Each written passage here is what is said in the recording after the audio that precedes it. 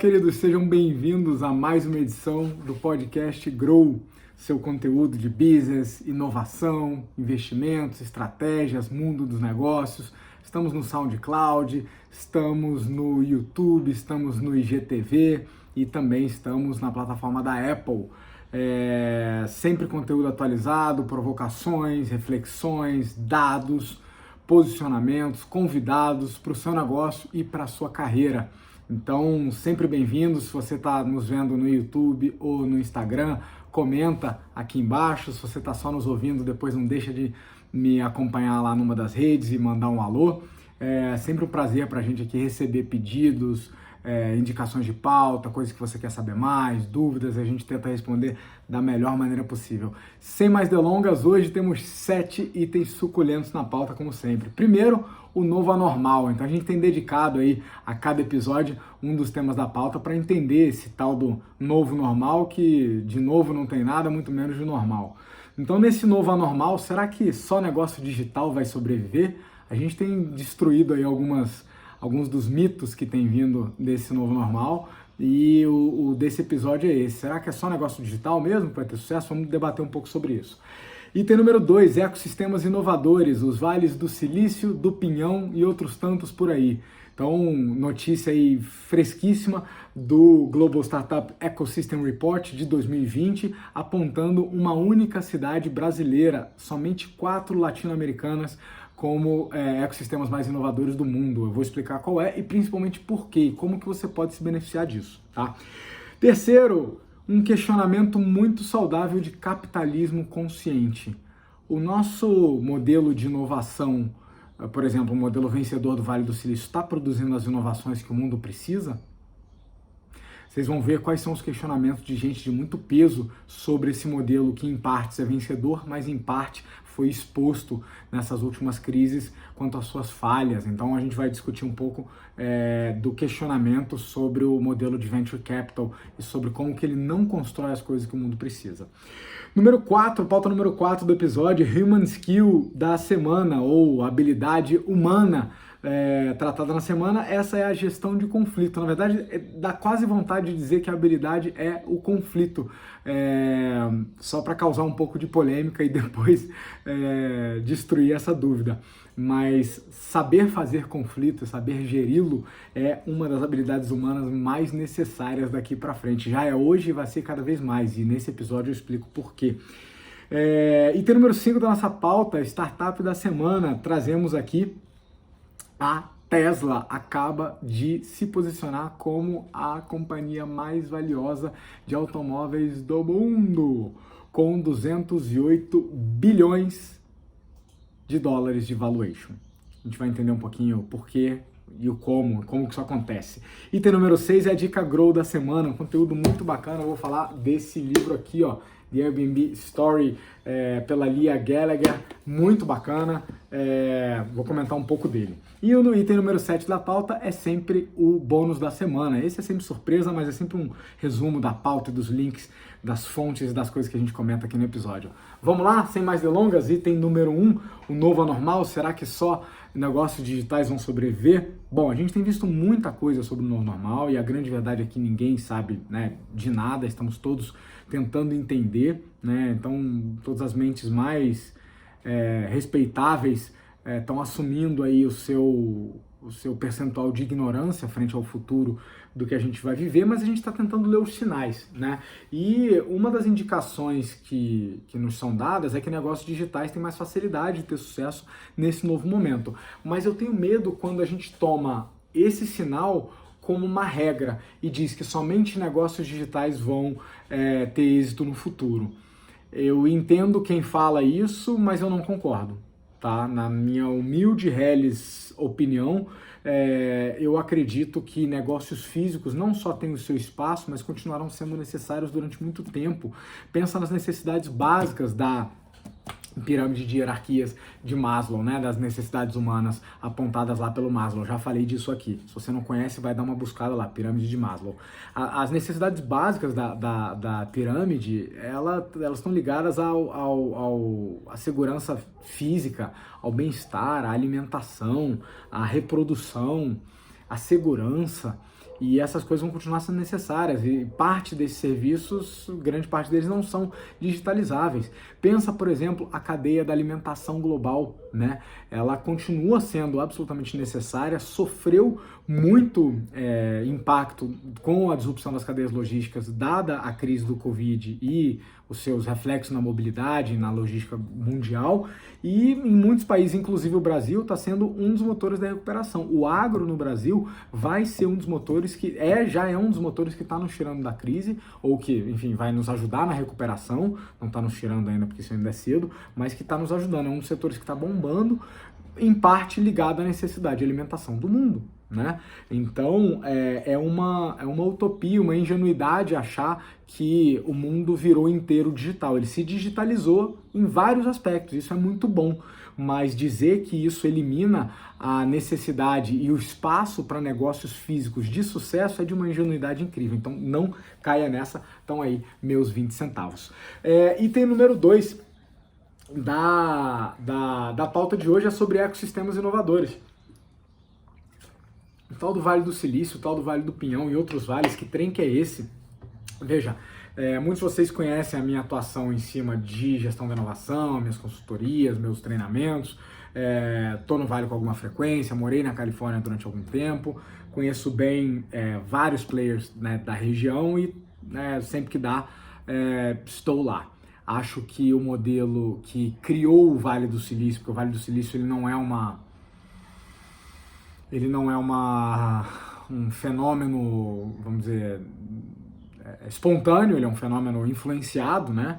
Tem várias políticas públicas por trás do que está ali, políticas, parcerias privadas e N coisas que explicam a existência do Vale, mas ainda assim tem o seu mérito e é um modelo vencedor em N aspectos, né? O Vale do Silício tem sido encarado como o ecossistema alfa, né? O padrão, ou que tem muitos dos traços que a gente gostaria de replicar. E, nesse sentido, uma das grandes perguntas é como é que a gente faz para ter outros vales do silício no mundo? Bom, existe certamente não é o único e não é o melhor, é apenas um dos ecossistemas vencedores, o Vale do Silício, e a gente tem nessa comunidade mapeamentos de ecossistemas com as suas características, inclusive apontando o que faz um grande ecossistema e como que principalmente você pode se beneficiar dele. Então, recentemente um desses mapeamentos saiu, que é o Global Startup Ecosystem Report, saiu de 2020, tá? Com apenas 4 cidades latino-americanas, de um total de 140 cidades no mundo reconhecidas, e somente uma dessas no Brasil. O ecossistema reconhecido brasileiro entre os 100 top ecossistemas mais inovadores do mundo é Curitiba. Curitiba, que tem o seu ecossistema carinhosamente chamado de Vale do Pinhão, reúne as condições necessárias para que o empreendedorismo inovador e para que a inovação aconteçam. E aí você me perguntar, Aires, como que essa galera mapeia isso, né? É uma pesquisa de opinião, cada um diz, se mais gente de lá votar. Não é por voto, gente, é uma pesquisa, tem uma base metodológica, eu vou compartilhar com vocês. Pra vocês terem noção, as outras cidades latino-americanas que eu já comentei aqui e todas eu já visitei são, todas eu já visitei os seus ecossistemas, são Buenos Aires, Medellín, Bogotá na Colômbia, né, parcerizado com Medellín, Buenos Aires na Argentina e Santiago no Chile, junto com ela Curitiba, né, no Vale do Pinhão. Um dos itens que mais destacou, né, a organização foi o avanço tecnológico e sustentável da cidade, né, em energia e em transporte, considerada uma das cidades inteligentes aí do Brasil. A própria presença de players de peso como o Ebanks, a Contabilizei, James, Juno, Uso, Heroes Park e uma série de outras startups aí, de peso e de reconhecimento internacional. Na verdade, esse levantamento, esse ranking, ele é multicritério, né? Ele leva em conta várias outras coisas. Então, são 4 principais pontos: desempenho, talentos, funding, que é a capacidade de levantar recursos financeiros, né, para custear os investimentos, e o potencial de expansão. O que mais destacou para Curitiba foi esse critério do desempenho. O que entra? Impacto econômico do ecossistema no exit, né, a liquidação do negócio, a saída dos investidores, dentro de um período de 2 anos e meio. Nessa, Curitiba levou uma nota média 7. Só para ter um potencial aí de comparação, né, um benchmark, Vale do Silício é considerado 9,7 do ponto de vista de desempenho, né? Então, esse ano, por exemplo, nesse reporte, a cidade mais inovadora no topo foi Mumbai, na Índia. Essa eu ainda não estive fisicamente, mas tenho vários amigos e ex-colegas lá, gente que trabalhou em projetos muito bacanas comigo, tanto em Mumbai, quanto em Pune, quanto em Goa, na costa, tem uma costa colonizada pelos portugueses na Índia, muito bacana, mas Mumbai levou aí como a líder. O que esse reporte aponta é que Curitiba é o único ecossistema brasileiro, além de São Paulo, que conseguiu produzir um unicórnio, né? No caso a Ebanks, o unicórnio é uma empresa, é um nome que a gente dá para uma empresa avaliada em mais de $1 bilhão. Não é necessariamente o feito ou objetivo, mas é um sinal, é um indicador importante, porque poucas empresas conseguem esse feito. E, claro, tem várias outras empresas, ecossistemas brasileiros que foram citados no ranking, como Floripa, como BH, Rio, a própria capital de São Paulo, que são ecossistemas. Veja, não é uma competição, é um ranking, um mapeamento. Iris, como que isso é bom para mim, para minha carreira ou para minha empresa? Bom, se você tem vontade de trabalhar na nova economia e trabalhar para esse tipo de empresa, passa a ser um ecossistema contratante muito interessante, né? Porque eles estão buscando os melhores talentos, avaliando das maneiras mais inovadoras possível, e não somente pelos seus títulos,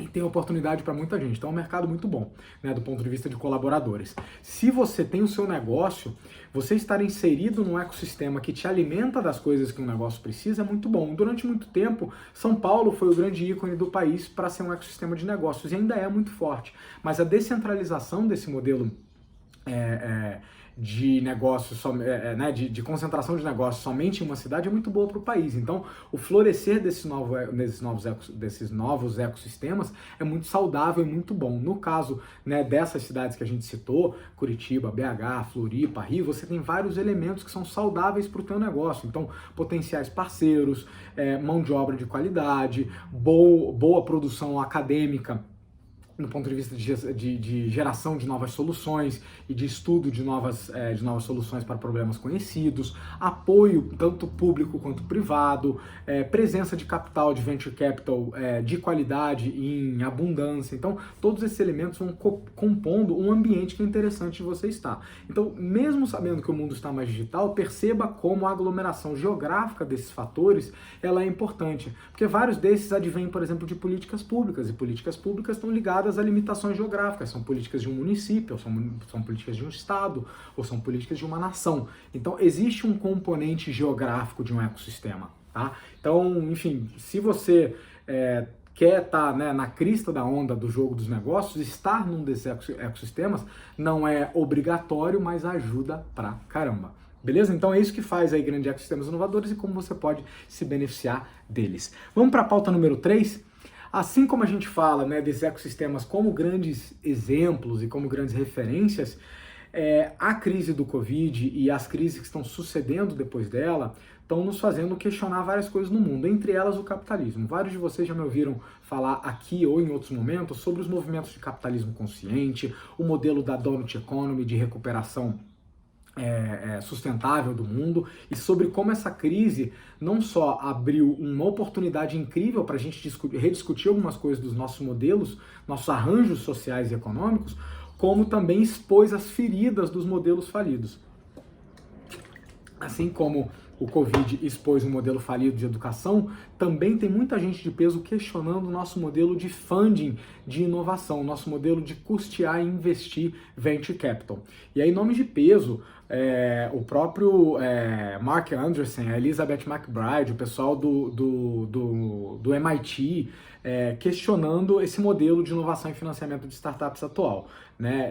Essa visão do capitalismo consciente não é que o capitalismo não serve, é que ele tem falhas muito sérias e essa é uma oportunidade interessante da gente, no mínimo, discuti-las para tentar melhorar o modelo. Né? Então, nesse questionamento que o pessoal tem feito, vai muito na linha da utilidade das nossas inovações, se elas estão fazendo as inovações que o mundo precisa. Então, um dos grandes questionamentos que a gente escuta cada vez mais na comunidade é: o Vale do Silício e esse modelo, né, advindo de lá, está produzindo as inovações que a gente quer?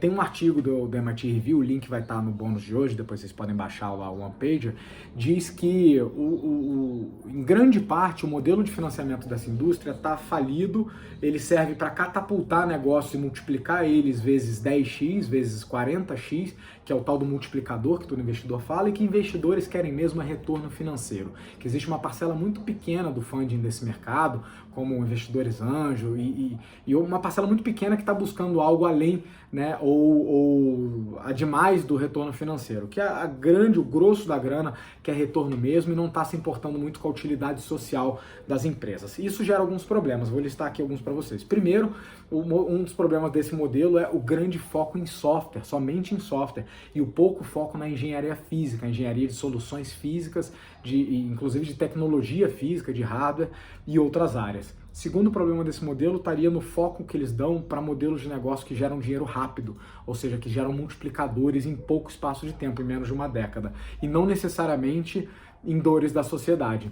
Veja, isso estaria privilegiando propostas de negócio que dão retorno rápido e que possivelmente não estão ligadas a grandes dores da sociedade, mas necessidades supérfluas, vaidades, luxos, e não coisas ligadas a uma vida melhor, uma sociedade melhor.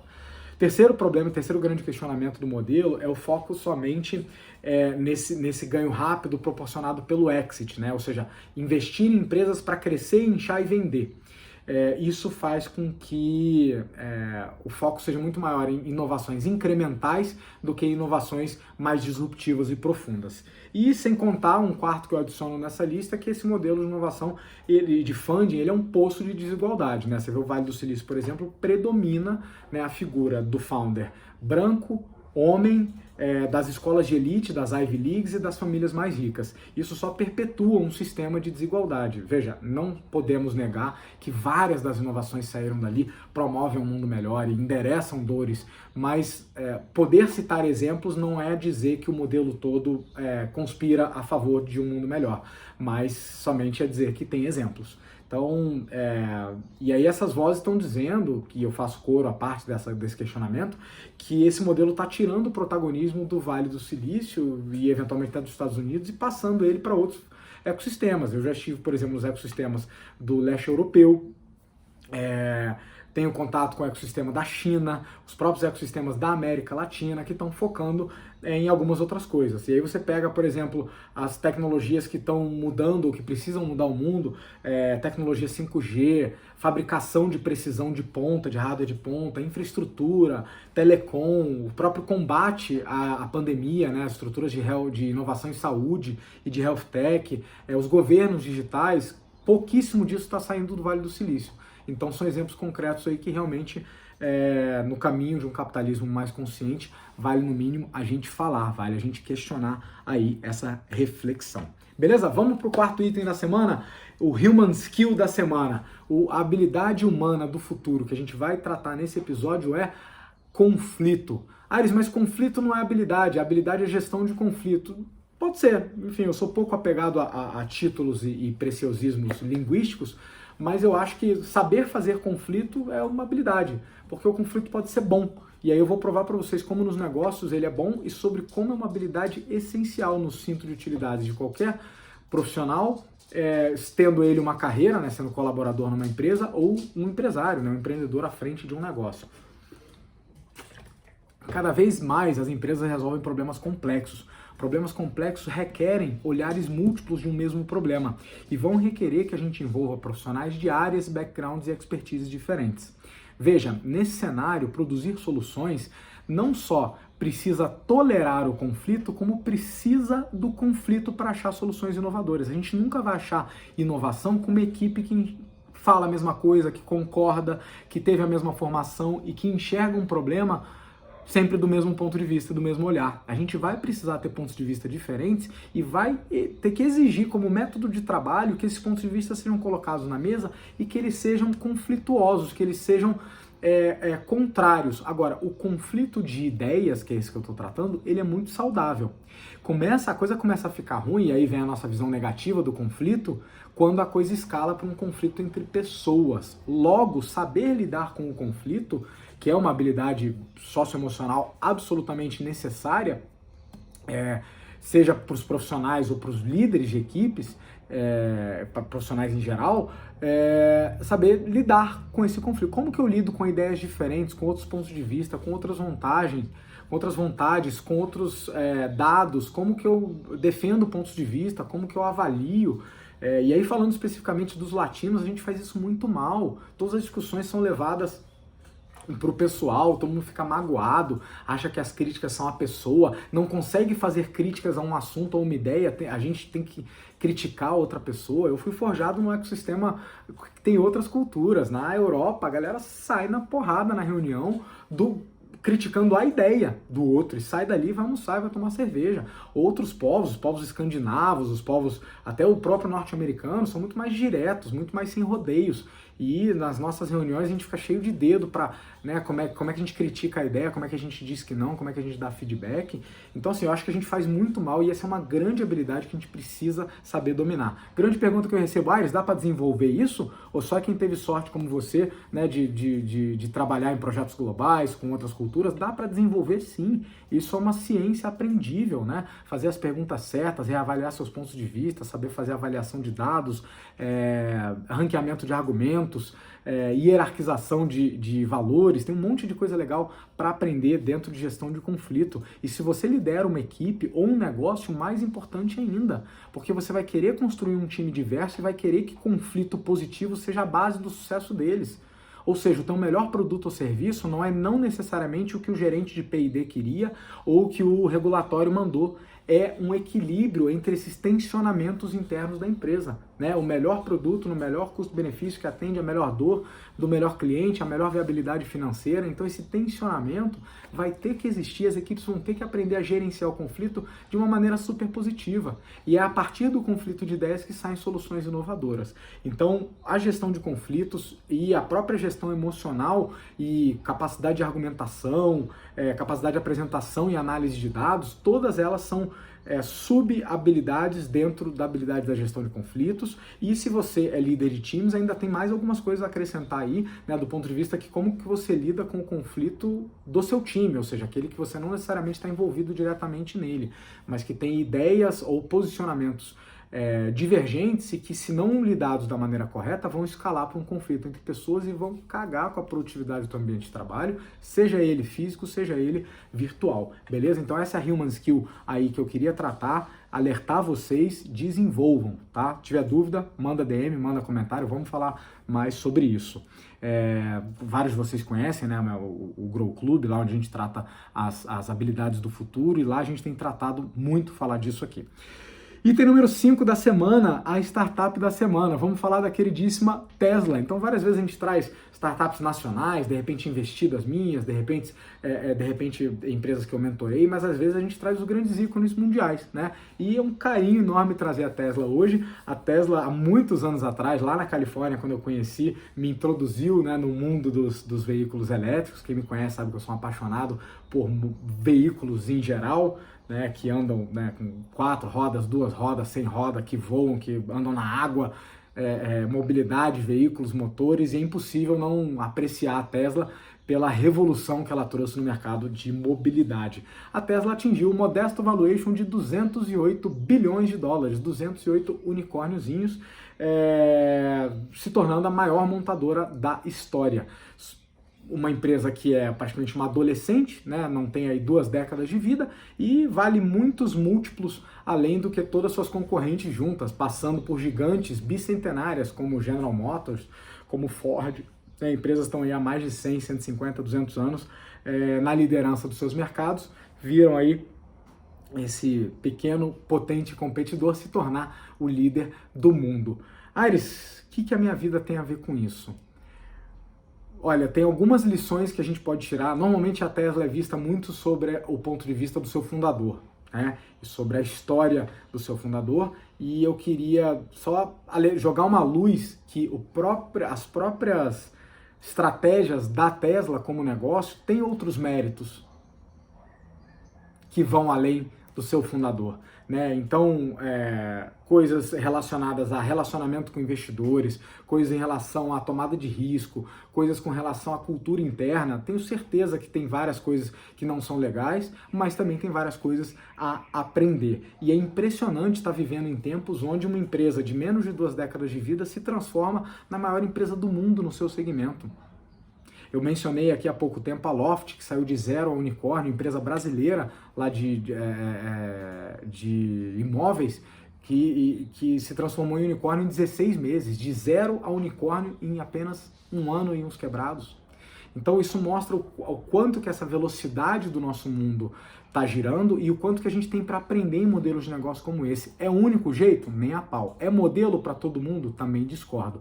Tem algo a aprender? Concordo pra caramba. Então, se alguém já me viu tratando o caso da Tesla, sabe que eu me apoio em vários outros aspectos e gosto de vários outros aspectos que vão além somente da personalidade única do seu fundador, né? Mas que falam de coisas muito bacanas e mostram aí o caminho de uma empresa vencedora. Se ela vai continuar sendo líder, se ela pode derreter da mesma maneira que decolou, possivelmente pode. A gente não sabe o dia de amanhã. Qualquer contação de história, qualquer estudo de caso é uma foto no tempo da situação específica de uma empresa. E olhando a Tesla hoje, eu consigo tirar várias lições bacanas e eu queria que você também. Beleza? Vamos para o item 6 da semana fechando. A dica Grow da semana é esse livro aqui, The Airbnb Story, a história do Airbnb. Como 3 caras normais causaram disrupção num segmento, fizeram bilhões e criaram muita controvérsia. Esse livro é muito bacana, ele conta um pouco da história do Brian Chesky e do Joe Gebbia, que lá em 2007, acho que alguns de vocês conhecem, como que nasceu o Airbnb. O Airbnb hoje é a maior plataforma de hospitalidade do mundo, né? Embora esteja sofrendo muito com a pandemia, né? Vamos ver como é que ela vai se reinventar nesse momento onde as pessoas estão viajando menos, onde o próprio turismo está sendo reinventado, mas de fato tem muito êxito, muito mérito na história do Airbnb e conta a história dos seus fundadores. Lá em 2007, há 13 anos atrás, quando eles estavam indo para uma conferência de design em São Francisco e a conferência lotou a rede de hotéis, não tinha mais onde as pessoas ficarem. E eles tiveram a brilhante ideia, né, como moravam em São Francisco, de sublocar, né, colchões no chão, espaços no seu apartamento, para quem estava vindo para aquele evento. Daí nasceu a grande ideia, a grande plataforma do Airbnb. Para os poucos que não conhecem, né, uma plataforma de compartilhamento de residências, onde você pode sublocar um pedaço da sua casa com você dentro, né? Ou seja, receber pessoas como se sua casa fosse uma pousada, um albergue, um hotel, ou sublocar uma propriedade inteira, né? Uma casa, um apartamento, facilitando e cortando o middleman, né? As agências, as imobiliárias que faziam esse processo burocrático, caro, difícil. Então a plataforma assim, ó, atropelou tudo que era regulação, andou na zona cinza ali do não regulado em muitas cidades, teve muita polêmica com a lei, mas não dá para questionar o sucesso. Eu uso há muitos anos o Airbnb, muitos anos antes de vir para o Brasil. Lembro de ter pego um apartamento muito bacana em Nova York, eu acho que em 2011, uma coisa assim, de um camarada que tinha ido passar um tempo na Indonésia, e deixou a casa com tudo dele, eu assumi o AP dele, muito bacana, e me proporcionou uma experiência incrível. E eu nunca parei de usar no mundo inteiro o Airbnb. Quem me conhece sabe que eu dificilmente fico em hotel, só quando o cliente tem um hotel já pré-contratado, que ele reserva e tal. A imensa maioria das vezes eu fico, quando eu tenho escolha, eu fico num apartamento, na casa de alguém, um ambiente que tem não só mais conforto, como melhor infraestrutura e mais personalidade. Isso me dá muito mais do que um teto e uma cama e um chuveiro. Isso me dá um lugar para ficar. E essa experiência o Airbnb levou para o mundo inteiro. Esse livro é escrito pela Lee Gallagher, que era editora da Fortune, então assim, uma jornalista super dedicada e competente no mundo dela, e conta essa história brilhante. E tem uma passagem lá em 2015 que ela conta como que ela se aproximou, né, do Brian, de um dos fundadores, para propor a história do livro e tal, e ele falou algo parecido com o que a gente estava comentando agora há pouco, sobre como que uma história eternizada, uma história contada, como um livro, por exemplo, nada mais é que uma foto no momento no tempo. E a gente nunca sabe o que aquela empresa vai se tornar depois, né? É muito fácil a gente se debruçar sobre os cases da Coca-Cola de sucesso, da Amazon de sucesso, ou de fracasso da Kodak, né? olhando para trás hoje, mas durante muito tempo essas empresas eram o inverso. Então, durante muito tempo, um monte de gente não conseguia enxergar na Amazon nada demais, até que ela se provou, como também a Kodak era um grande sinônimo de sucesso, uma empresa líder mundialmente no seu segmento. Então, veja, qualquer história contada ela é uma foto específica no tempo. E negócios não são fotos estáticas, são vetores que se movimentam e se transformam. Né? Vê aí tantos casos de ups and downs, picos e vales, como a BlackBerry, por exemplo, como a Blockbuster e várias outras empresas de sucesso nacionais ou internacionais. Então eu adoro essa história. Tem aqui alguns comentários do Charles Duhigg, do Poder do Hábito, do Reid Hoffman, fundador, né, do LinkedIn, muita gente boa. O Tony Xie, das Apos, recomendo, leitura super gostosa. A Lee Gallagher fez um trabalho sensacional, o link vai estar no nosso bônus de hoje para quem baixar. Joia? Então, fechando com o sétimo, né? Então, fechando aí, falando aí desse bônus, nosso sétimo item da pauta. Hoje lá você vai encontrar o link do artigo da MIT falando, né, sobre o questionamento do capitalismo consciente, o artigo do Ecossistemas Empreendedores, do relatório de 2020, o artigo do valuation da Tesla em 208 bilhões de dólares, os links, o link para esse livro aqui, muita coisa bacana, você baixa o nosso homepage lá, deixa o seu e-mail e deixa o seu comentário aqui, por favor. Não esquece de salvar, me acompanhar aqui nesse canal e foi um prazer, eu vejo vocês no próximo episódio. Grow!